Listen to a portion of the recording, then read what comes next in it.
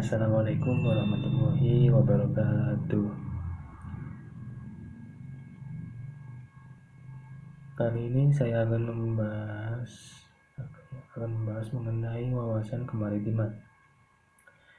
Sebelumnya perkenalkan, nama saya Eka Nazri Adelani dengan NIM 103, asal Prodi Pendidikan Sejarah angkatan 19, Universitas Jember. Selanjutnya untuk bahan referensi saya. Yang pertama menggunakan bukunya Prof. Darono Yakti Gede Wahyu Wijaksana. Kemudian bukunya Puryono SDKK Pengelolaan Pesisir dan Aplikasi Ekosistem Universitas Diponegoro Semarang. Kemudian menggunakan jurnal nomor 113 tahun 2014.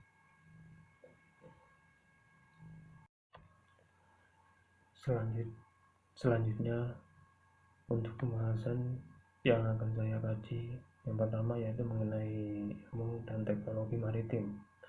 Kemudian yang nomor 2 yaitu mengenai potensi dan mitigasi bencana di laut.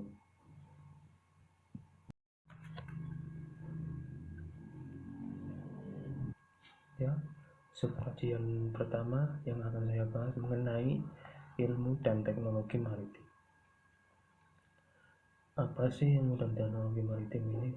Ilmu dan teknologi maritim memiliki pengertian yang secara singkat, yaitu ilmu yang mempelajari tentang keseluruhan sarana untuk mencapai tujuan dalam rangka memenuhi kelangsungan dan juga kenyamanan hidup manusia yang digunakan atau dipakai di bidang kelautan, khususnya berhubungan dengan pelayaran serta berfokus pada kegiatan ekonomi. Selanjutnya ada pengenalan bidang maritim.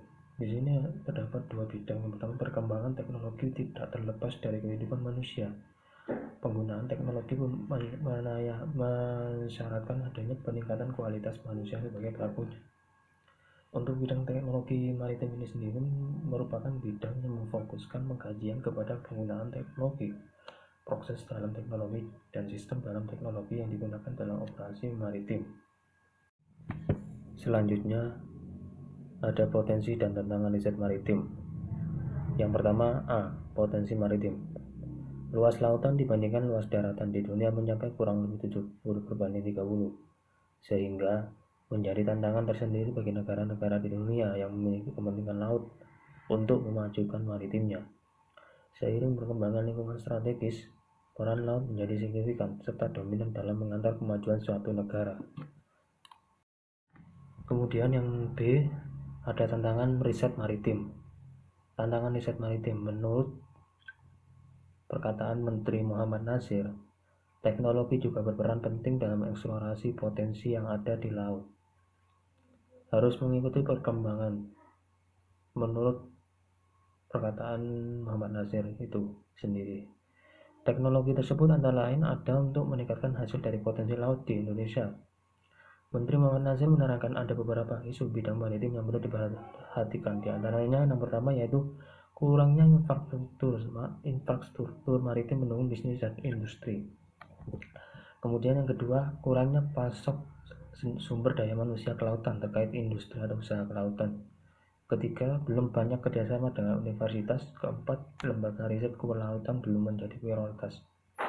Yang kelima, budaya kelautan belum menarik perhatian masyarakat. Dan yang keenam, topik riset kelautan masih belum banyak. Kemudian yang terakhir, yang ketujuh, belum banyak kerjasama dengan industri terkait riset kelautan. Selanjutnya dilanjutkan dengan materi riset laut legal maret. Sejak era reformasi, survei dan pemetaan laut yang dilakukan pihak asing semakin marak terjadi, yaitu mengenai laut legal ini. Mulai dari bermunculannya gap kerjasama institusi pemerintah dengan pihak asing sampai dengan yang jelas-jelas ilegal, alias tidak memiliki izin dari pemerintah Indonesia. Selanjutnya mengenai kegiatan tersebut tanpa sadar membawa konsekuensi bocornya data negara yang seharusnya dirahasiakan.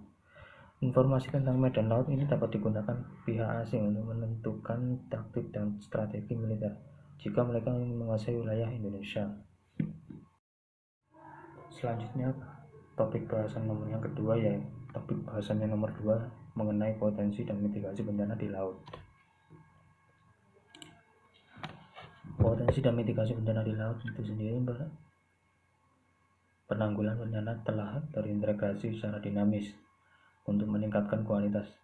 Tahapan yang terkait dengan berbagai tanggap darurat, berbagai kegiatan termasuk penjagaan, mitigasi, dan pemulihan proses berkelanjutan. Tanggap darurat, evakuasi, pemulihan, dan rekonstruksi. Mitigasi sendiri adalah tindakan yang bertujuan untuk mengurangi atau meminimalkan potensi dampak negatif dari suatu bencana. Kita tahu sendiri penanganan bencana menjadi penting dan mendesak untuk dilaksanakan secara efektif dan secara efisien. Hal ini setelah bencana gempa disusul dengan tsunami yang terjadi di Aceh pada tanggal 26 Desember tahun 2004 lalu. Sedangkan kegiatan mitigasi merupakan salah satu bagian dari kegiatan penanganan bencana yang difokuskan untuk mengurangi potensi dampak yang mungkin ditimbulkan oleh bencana yang diprediksikan akan terjadi di masa datang. Selanjutnya, konsep mitigasi berdasarkan jenis dan lokasi rawan bencana. Kemudian ada yang pertama, yakni ada abrasi pantai. Abrasi pantai ini merupakan kegiatan struktur atau fisik untuk mitigasi terhadap jenis bencana erosi atau abrasi. Dapat meliputi 3 jenis. Yang pertama, pembangunan bangunan pelindung pantai.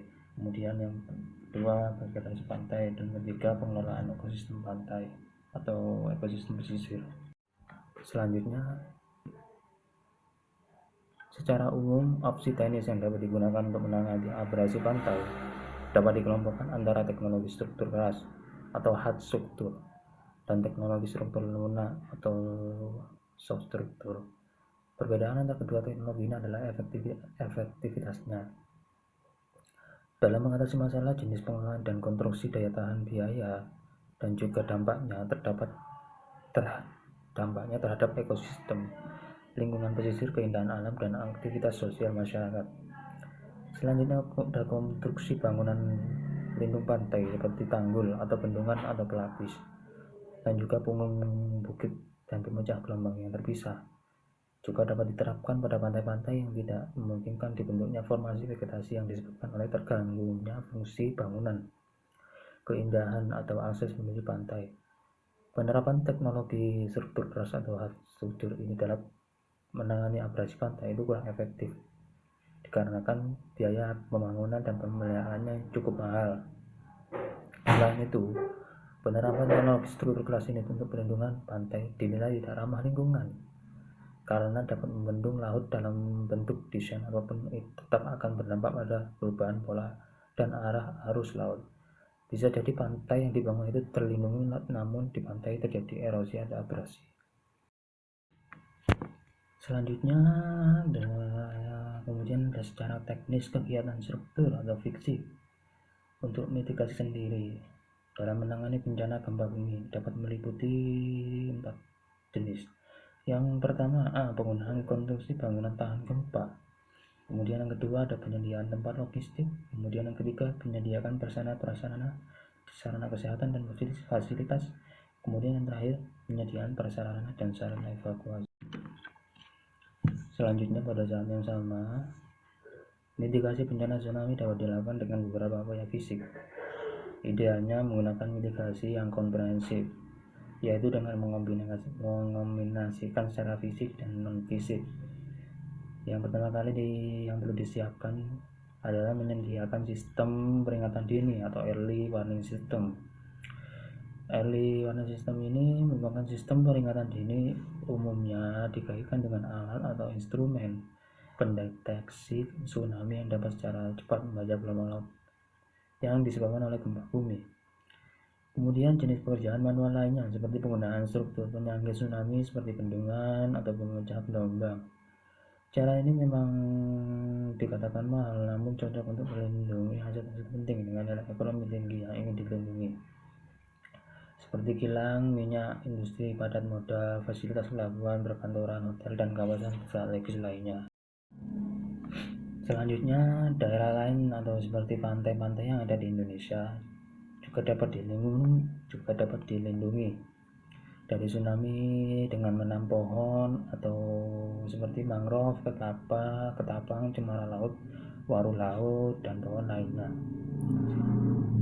Upaya ini relatif murah dan terbukti efektif mengurangi kekuatan besarnya tsunami yang dapat menyebar hingga ke daratan. Selain itu, objek di pantai seperti kapal dan perahu bisa tertahan oleh vegetasi ini, sehingga jumlah korban dan kerusakan bangunan lainnya bisa diperkecil. Banyak warga juga terselamatkan dari bencana tsunami dengan cara mengevakuasi ke dataran tinggi. Tujuannya untuk menyelamatkan diri atau sebagai tempat evakuasi waktu terjadi tsunami. Bukit ini bisa dibuat dari urungan tanah dengan sistem terracing sehingga dapat diakses dari berbagai arah, atau juga bukit buatan juga disesuaikan berdasarkan tinggi maksimum kemungkinan tsunami menjangkau lokasi tersebut. Selain itu, bukit-bukit buatan atau shelter itu diusahakan bisa ditempuh maksimal 15 menit oleh warga sekitar. Rumah penduduk juga harus memiliki struktur kuat untuk menahan goncangan gempa. Rumah punggung atau terbuat dari kayu maupun beton bisa menjadi alternatif dan tidak mudah roboh akibat terkena dampak tsunami. Sedangkan untuk daerah yang padat penduduknya dan jauh dari bukit, perlu dibuat shelter. Bangunan ini sebaiknya meningkat dan terbuat dari beton yang kokoh sehingga tahan terhadap gempa dan tsunami. Jika tahan terbukanya luas namun tidak punya bukit, bisa dibangun bukit buatan atau artificial hill. Sekian penjelasan singkat dari saya. Saya mohon maaf apabila ada tutur kata atau penjelasan saya yang kurang. Mohon maaf sebesar-besarnya. Wabillahi taufiq wal hidayah. Wassalamualaikum warahmatullahi wabarakatuh.